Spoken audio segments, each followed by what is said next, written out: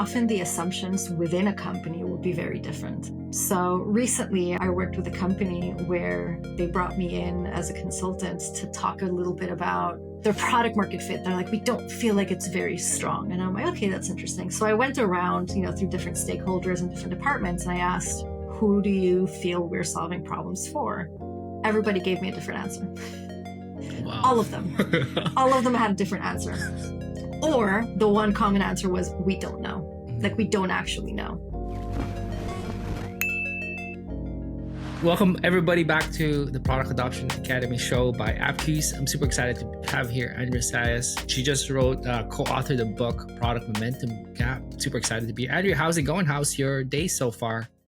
Good. Excited to be here. Thank you for inviting me. Yeah, we were just chatting that you just published this book. This process was easy, painless, and flows really well. Of course, all kidding aside, I've written a book. It's not. It never is, right? Don't do it. It's a trap. It's a trap. Don't do it. It's a trap. How was that process for you, though? Incredibly difficult. The book took about a year and a half-ish, maybe a little bit less, to write. It's just hard. There's no words to describe just how difficult that, because you've been through it. But it's so difficult. And I'm so lucky that I had Dave Martin, my co-author, there with me. Yeah. Having a partner that is there to support you and share ideas with. And, honestly, we work really, really well together. And yeah, I think we're both really proud of what we did and the final outcome. Nice. Let's dig in. I was checking out. I read it. You have some interviews in around it, but the title itself is the Product Momentum Gap. When I hear it, I was like, oh, it's about momentum for your users. You had a specific chart here that if people tuning on YouTube will see on the screen. But can you define what the Product Momentum Gap and how do people fall into that gap, which is oh, that's bad. Yeah, that's a great question. So the product momentum gap is essentially that moment in time. Every company goes through it, right? It's as you're scaling in that moment in time where there's a disconnect or a lag between the development of the product and the adoption and the success that it has in the market. So things just kind of start going like this, right? So you're working on all this stuff, but then your momentum, your actual adoption starts going in the opposite direction. And there isn't a single thing, reason that you can go, oh, that's the root of the problem. It can be a variety of different things. But the most important, I think, aspect or thing that can happen in the situation really to be able to identify it, for there to be awareness from the founder's point of view of going, there's a problem, right? First of all, there's a problem. Second of all, how can I help with the problem? Third, am I potentially part of the problem? That's a big one, right? Am I contributing to that problem somehow? And then the last one is we need help solving the problem. So yeah, I mean, like I said, if you're in it, it's okay. This happens, right? Don't be like, oh my God, how am I going to solve this? There are ways out of it. There are ways of avoiding it as well.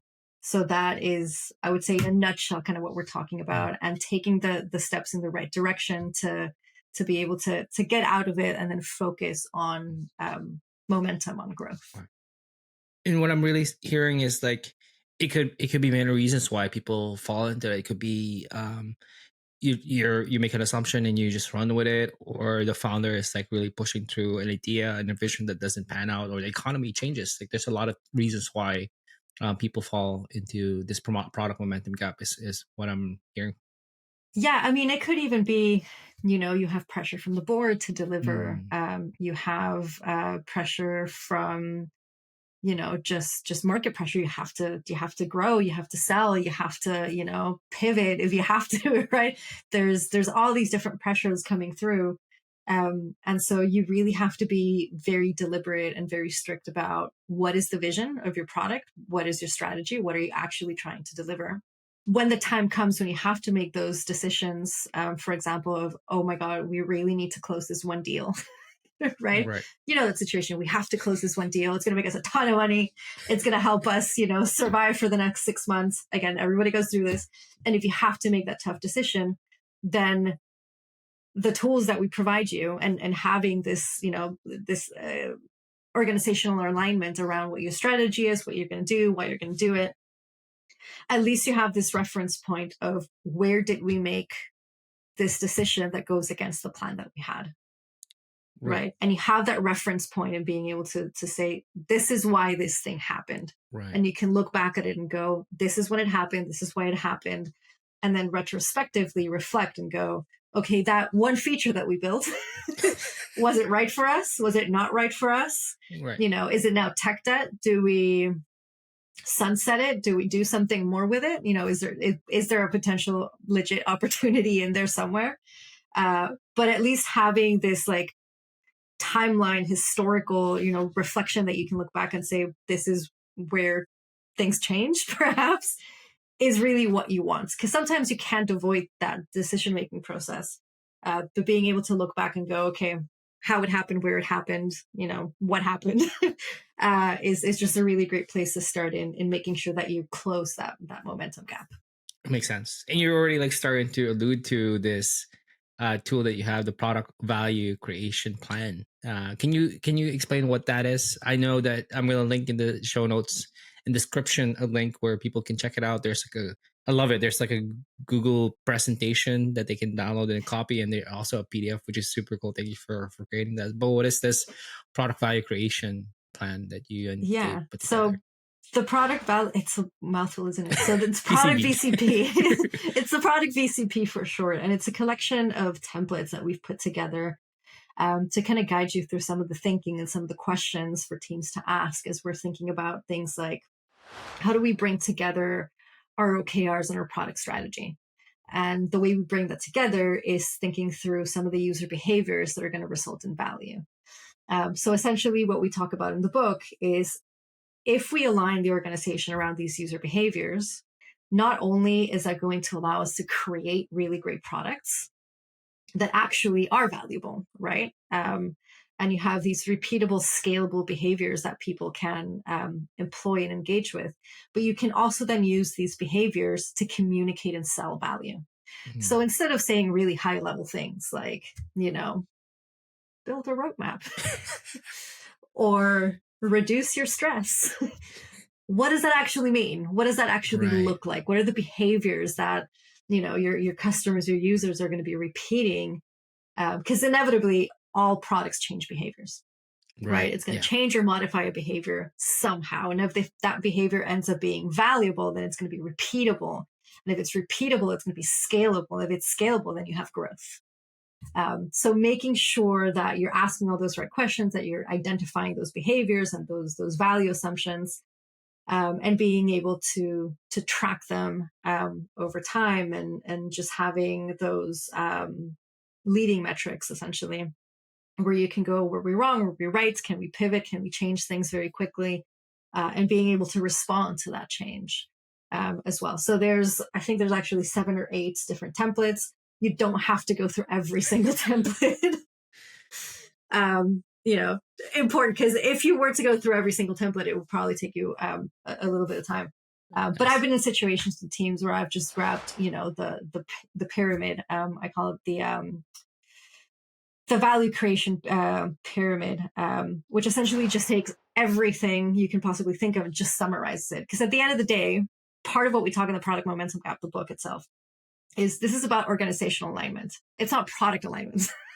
It's organizational, right? So everybody from the support team to sales, marketing, commercial, product leadership needs to understand what these user behaviors are, what your strategy is like, what your OKRs are, in order to then communicate and sell that value. So the frameworks, the templates, the exercises are for your entire team. That's cool. Yeah. So it's not just product. You can grab key stakeholders from all of your teams and make sure that you're going through these assumptions and sharing these ideas. And then taking all of that and putting it in this value pyramid where you can communicate these things to everyone. I'm a product person. I can tell you, sure, I'll read a strategy document. I just started a new job and I've read the entire strategy document because I'm into it. But would I expect someone from sales or customer success to be like, yeah, I'm going to read a strategy document? Probably not. So finding ways to summarizing that content, that information for people is also in the book, and just saying this is how you then also communicate all of this. That makes sense. That was a really long-winded answer. No, no, it's a perfect answer. Yeah, I'm really curious about that pyramid. Is it called the product value creation planner, or is it the value? No, it's the customer value. No, it's value mapper. in the middle of the book. I'm actually going through the book so I can try and show on screen. I'm assuming that my face is going to appear when you show this. So it's the value pyramid, and it looks like this. It's in the middle of the book. And it's a really great way of being able to communicate, the basics, which is who are we building things for? And I can tell you that often I have walked into companies and asked who's their target audience, who's their ICP, like who are we actually building things for? And I get so many different answers, or I'll get an I don't know. So having that very, very clear is important. Outlining the problems that we're solving as a company, as a product, outlining the value assumption. So why is this important to our target audience? What are the experiences we want to create, and what are the behaviors that we want to, implement, have users engage with? And when you take all of this and you present it, you actually have a story right there. That's cool. So that is already storytelling, right? For content, for product marketers, for your marketing team. There's elements from all of this that you can take to create really great presentations and really great storytelling as well for potential customers, for leads, for CS. But often a lot of these things aren't communicated properly. So there's a lot of assumptions that, go on in companies. So that's what I'm saying is, at the end of the day, this is about organizational alignment as well. Nice. That's cool. That pyramid is super helpful. I think knowing who and the problem that they have and how you're providing value is super important. I know in the book itself, you provided a few stories and case studies. Is there one that sticks out to you? It could even be the one you're working through at the company you're working at, or it could be one of the companies that you provided in the book itself. But what does that pyramid look like for a company that you've worked with or helped with or chatted with? I mean, I've used this pyramid previously when I walked into a company, and I was just kind of trying to understand, do we even have a place where we communicate these things? Right. And everybody was so lost. Everybody was so lost. We're like, we don't really have a story. We don't really know how to tell our story. So it actually took me about 4 months to just do this one exercise and make sure that, we had alignment around what our strategy was, who we were building things for, what are the problems and challenges in our market, and then going forward with what are the experiences we want to create, and what are the behaviors that we want to make sure, we're encouraging. And this was an exercise that I did with product, with sales, with marketing. What else do we have there? Obviously leadership, right? Big part, right? This needs to be supported by leadership. And then once we had that, it was so easy for me to work with the director of brand and content to then spin out all the stories that we needed to create. What's the product story? What's the company story? How do we position our website? And it was really great because that actually enabled the team to also understand use cases. So use cases are really, really important as part of that who, right? So who are we building things for? But what are the use cases that we want to present within the product? And we create a new website. And the website was focused around, these use cases, the positioning, the user behaviors that we wanted to encourage. And within a few months of the new website going live, I think our traffic just doubled. Nice. Because we were very, very intentional, right? We were very intentional about what is the problem that we're solving, how we communicate that problem, who our audience is, and what are our use cases. So that was a really great result to see. That's super cool. It's cool to hear that, just knowing who and making sure just knowing who. I mean, basics, right? Yeah, but it's so important because often people internal of a company, they take it for granted, right? They're like, oh, we know this stuff, but do you really know this stuff? Yeah. Do you really? Yeah, for sure. And it was super interesting because this is a story that's in the book. trying to walk into a company and there's like, oh yeah, we have 7 different markets, and within each market there's like, I don't know, 3 different buyer personas and 5 different user personas. And I'm just That's like, a lot. I can't even make math. That my math skills do not go up that high. I'm just like, how are you even doing this? Right. How are you alive? Right. How are you alive? Like, where is your focus? And product being like, we don't actually know who we're building things for. Wow. And if we don't know who we're building things for, how do we define these workflows, and how do we define these behaviors? And same for marketing, right? How are we going to build a website? Are we going to have like 7 different flows and journeys and buyer? Like, I cannot wrap my mind around how to even tackle that problem. So narrowing things down and being very, very intentional, not only is going to allow for that, initial closing of the product momentum gap, but when you move to a different vertical, you can then repeat that exercise and go, how can we be intentional with this new vertical? And most importantly, does this new vertical have use cases that, have in common with what we already have? Like, do they overlap, or do we actually have a new product? Right. And that is, I think, something, or a question that needs to be reflected upon, when you're building and selling products, is, do we really have a different segment, or do we have a portfolio at this point? That makes sense. I love how this framework and approach is really getting people to ask the questions and really like question assumptions people have. Like, do you really know this? Do you really know that? Like, do you really know who and what and why and like all that stuff? And so important. Yeah, and not just that, but often the assumptions within a company will be very different. So recently, I worked with a company where they brought me in as a consultant to talk a little bit about their product market fit. They're like, we don't feel like it's very strong. And I'm like, okay, that's interesting. So I went around, through different stakeholders and different departments, and I asked, who do you feel we're solving problems for? Everybody gave me a different answer. Wow. All of them. All of them had a different answer. Or the one common answer was, we don't know. Like, we don't actually know. So that was quite interesting. And I'm like, well, if you don't know who you're selling things for, then how do you know that the messaging on your website is working? The reality, it's not. Right. So then we try to go through this process of defining that ICP a bit further and looking at those use cases. And I'm like, well, does your website actually reflect that? Right? What is your assumption as a company? And what is the assumption that people looking at your website are actually making? Do those even overlap?